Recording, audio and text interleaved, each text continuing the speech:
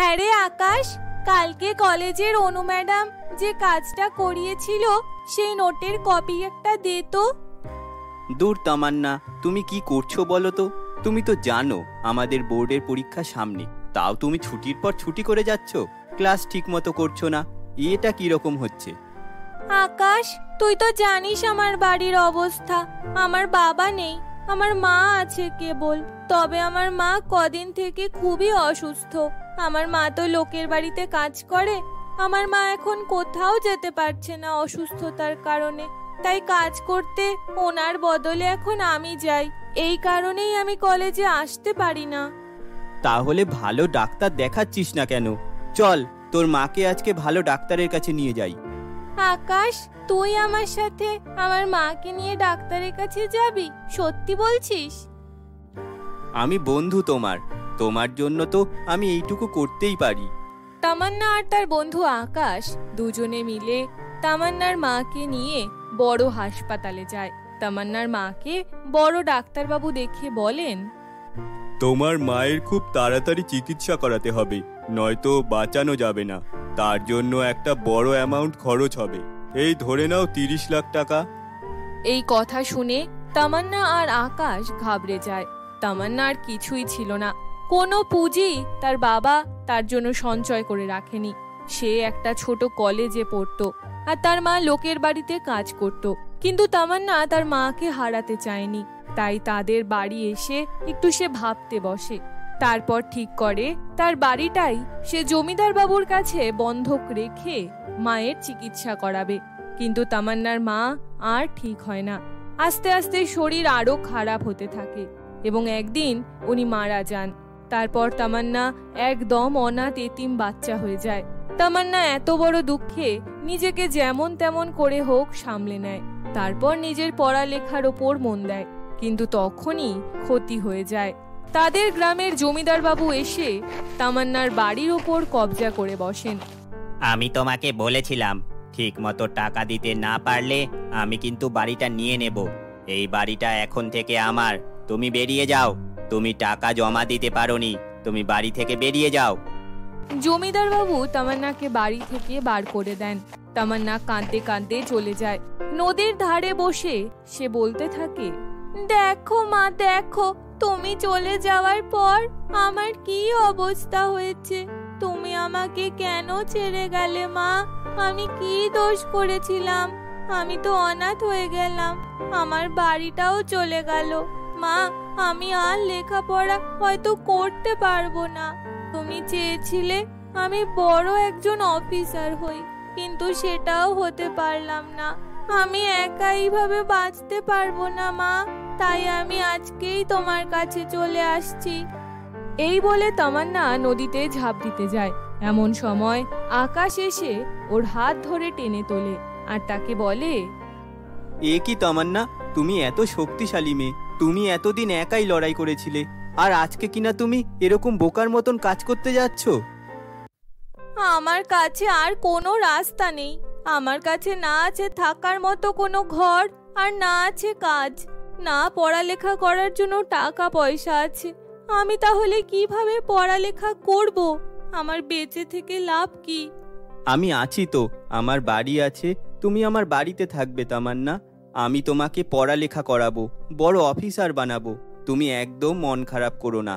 আমি তোমাকে ভীষণ ভালোবাসি, আমি তোমাকে বিয়ে করতে চাই। আমি তো চেয়েছিলাম দুজনে আগে কিছু চাকরি করি, তারপর একে অপরকে বিয়ে করব।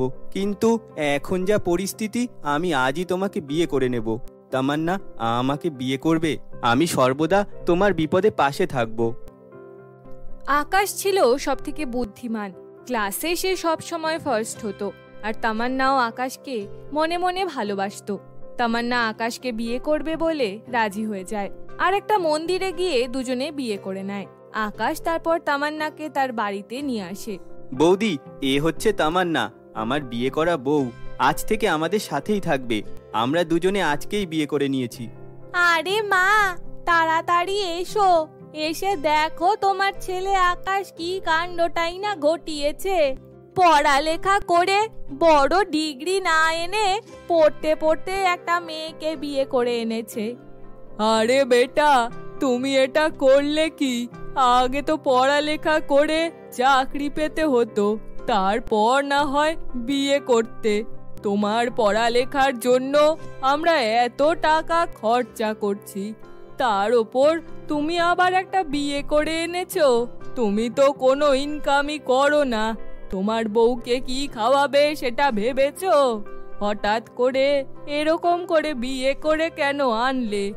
একেই তোমার খরচাপাতি আমরা চালাচ্ছি, তার ওপর তোমার বউয়ের খরচপাতি সেও কি আমাদের চালাতে হবে? মা, চিন্তা করো না, তামান্না খুব ভালো একটা মেয়ে, খুব বুঝদার মেয়ে। আমরা একে অপরকে খুব ভালোবাসি, তাই বিয়েটা করেই নিলাম। আর তোমাকে আর চিন্তা করতে হবে না মা, আমি কথা দিচ্ছি আজ থেকে আমার আর আমার বউয়ের খরচা আমি নিজেই চালিয়ে নেব। আমি একটা বড় কোম্পানিতে কাজ পেয়ে গেছি মা। আকাশ পড়ালেখা ছেড়ে একটা কোম্পানিতে কাজ করে, যাতে তামান্না লেখাপড়াটা চালিয়ে যেতে পারে। আর আকাশ তার বউ আর তার নিজের খরচা চালাবার জন্য কোম্পানিতে কাজ করে। এদিকে তামান্না আবার পড়ালেখা করে এবং ঘরে সকলের যত্ন নেয়। এই জন্য শাশুড়ি মা তাকে খুব ভালোবাসে। কিন্তু এই দেখে তার বৌদি তাকে খুব হিংসা করতে থাকে। যবে থেকে এই মহারানী এসেছে তবে থেকেই আমার অবস্থা খারাপ হয়েছে। নিজে তো পড়ালেখা করতে বেরিয়ে যায় আর আমাকে ঘরের সকল কাজ করতে হয়। শাশুড়ি মা আগে আমাকে ভালোবাসতো, এখন তো তার ছোট বৌমাকেই বেশি ভালোবাসে। এর কিছু একটা উপায় বার করতেই হবে। এর অবস্থা এমনই করতে হবে যাকে কাউকে মুখ না দেখাতে পারে। তার বৌদি হিংসা করতে করতে মাথায় লাগানো তেলের সাথে হেয়ার রিমুভার ক্রিম মিশিয়ে দেয়। তামান্না সেটা বুঝতে পারে না, আর ওই ক্রিম মেশানো তেল মেখে নেয় মাথায়, আর তার সমস্ত চুল ঝরে পড়ে যায়। সে একেবারেই টাকলা হয়ে যায়। এটা দেখে তামান্না খুব কান্নাকাটি করে। হে ভগবান, এটা কি হলো আমার সাথে? আমার তো সমস্ত চুল ঝরে পড়ে গেল। এবার আমি বাইরে কিভাবে বেরোবো? কলেজে কি করে যাব? সেই সময় আকাশ বাড়িতে ফিরে আসে, আর আকাশ তামান্নাকে এরকম অবস্থায় দেখে চিন্তিত হয়ে পড়ে। আরে তামান্না, এটা কি হয়েছে? তোমার এরকম অবস্থা হলো কি করে?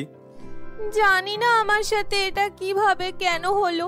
আমার সব চুল ঝরে গেল কি করে কে জানে। আমি এরকম টাকলা অবস্থায় কি করে বাড়ির বাইরে বেরোবো? তামান্না, চিন্তা করো না, তুমি এখন কিছুদিনের জন্য কলেজে যেও না। কয়েকদিনের মধ্যেই নতুন চুল বেরিয়ে যাবে, তখন কলেজে যেও। তা হয় না, তুমি কত কষ্ট করে আমাকে পড়াচ্ছ। আমি কলেজে না গেলে আমার রেজাল্টও তো খারাপ হবে। আমাকে কলেজে যেতেই হবে। ভালোভাবে পরীক্ষায় পাশ করে আমি বড় এক অফিসার হব। এটা আমার স্বপ্ন ছিল, এটা আমার মায়েরও স্বপ্ন। আমি টাকলা হয়েছি তো কি হয়েছে? তুমি বুঝতে পারছো না,